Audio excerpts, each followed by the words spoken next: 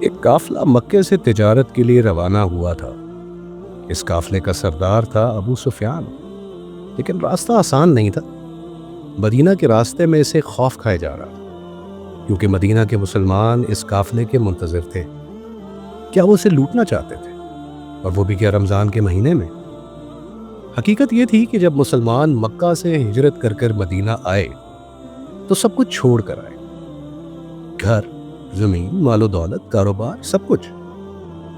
مکہ کے کفار نے ان کے گھروں پر قبضہ کر کے انہیں بیچ ڈالا، اور وہی مال و اسباب اب اس تجارتی قافلے میں موجود تھا۔ تو مسلمان لوٹ مار کے لیے نہیں نکلے تھے، بلکہ اپنے مال ہی کا حساب لینے جا رہے تھے۔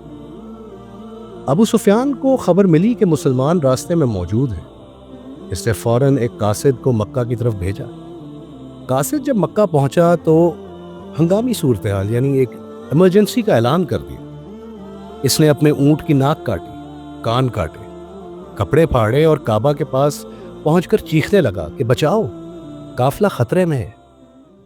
مکہ میں ہلچل مچ گئی۔ ابو جہل نے اعلان کیا کہ ہم 1000 کا لشکر بھیجیں گے۔ اگر مسلمانوں کے پاس 2 گھوڑے ہیں تو ہم 100 لائیں گے۔ اب اس زمانے میں اگر کفار اور مسلمانوں کا ایک تقابل کریں، ایک مقابلہ کریں، تو ہمیں یہ چیز سمجھ آئے گی کہ کفار کے پاس تقریباً 300 کے قریب اونٹ تھے، اور مسلمانوں کے پاس کتنے؟ صرف 70۔ لیکن وہاں اسی دوران ابو سفیان نے قافلے کو ایک اور راستے سے نکال لیا اور بچ نکلا، اور اب جنگ کی کوئی وجہ باقی ہی نہیں رہی تھی۔ مگر ابو جہل وہ نہیں رکا۔ اس نے کہا کہ چاہے قافلہ بچ گیا ہو، مگر ہم ان مسلمانوں کو نہیں چھوڑیں گے۔ رسول اکرم صلی اللہ علیہ وآلہ وسلم نے اپنی فوج کو بدر کے قریب ایک کنویں کے پاس پڑاؤ ڈالنے کے لیے کہا، اور وہاں پر ایک صحابی نے ان سے پوچھا کہ یا رسول اللہ، کیا یہ حکم اللہ کی طرف سے ہے یا یہ مشورہ ہے؟ آپ صلی اللہ علیہ وسلم نے فرمایا کہ یہ مشورہ ہے۔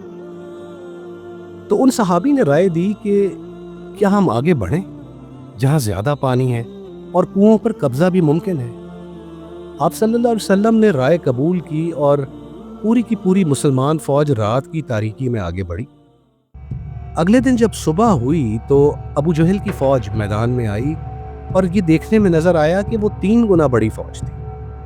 قریش کی طرف سے ایک قبیلے کا سردار عتبہ اپنے بیٹے اور بھائی کے ساتھ نکلا اور للکار کے بولا کہ ہمارے باغی رشتہ داروں سے ہمیں لڑنے دو۔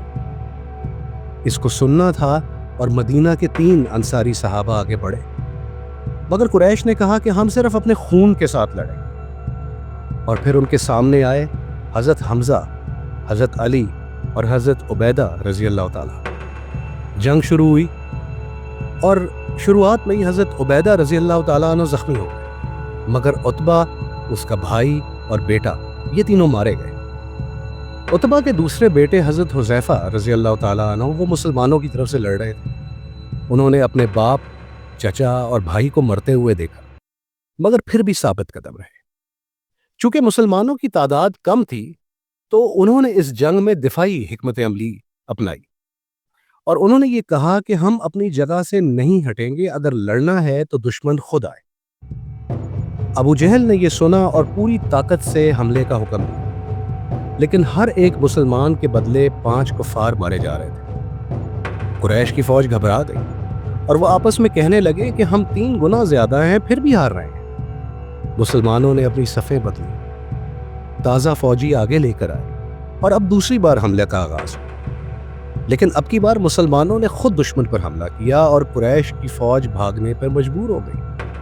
اس دوران ابو جہل بھی مارا گیا۔ مکہ میں لوگ فتح کی خبر کا انتظار کر رہے تھے، کیونکہ گزشتہ 60 سال اس میں قریش کو کوئی بڑی شکست نہیں ہوئی تھی، لیکن اب کی بار صرف 313 مسلمانوں نے انہیں شکست دے دی تھی۔ شروع میں تو لوگوں نے یقین ہی نہیں کیا، لیکن جب خبر پکی ہو گئی تو سب نے مان لیا کہ اب کی بار ہم نے صرف جنگ نہیں بلکہ اپنی عزت بھی ہار دی۔ اسی سلسلے میں ایک مشہور مغربی مورخ وہ لکھتا ہے کہ بدر سے پہلے عرب حضرت محمد صلی اللہ علیہ وآلہ وسلم کو ایک کمزور شخص سمجھتے تھے، مگر بدر کے بعد انہیں ایک بادشاہ اور فوجی ذہانت کا مظہر مانا جانے لگا۔ مدینہ میں مسلمان جشن منا رہے تھے، لیکن جب رسول اللہ صلی اللہ علیہ وآلہ وسلم گھر پہنچے تو پتہ چلا کہ آپ صلی اللہ علیہ وآلہ وسلم کی پیاری بیٹی حضرت رقیہ رضی اللہ تعالی عنہ انتقال فرما چکی ہیں۔ آپ صلی اللہ علیہ وآلہ وسلم کو گہرا صدمہ ہوا،